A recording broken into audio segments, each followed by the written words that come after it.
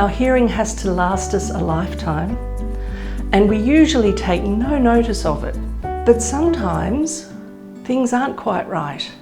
It isn't always the case that as we get older, our hearing gets worse, but it's very common. If you're starting to struggle to hear, or if people are saying, I'm sick of repeating what I'm saying to you, then it's perhaps time to have a hearing test.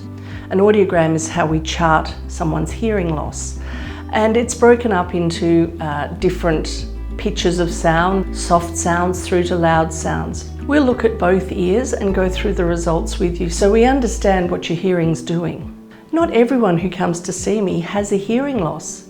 It's actually a very good thing to have a benchmark of your hearing, even if you don't think you have any difficulties at all.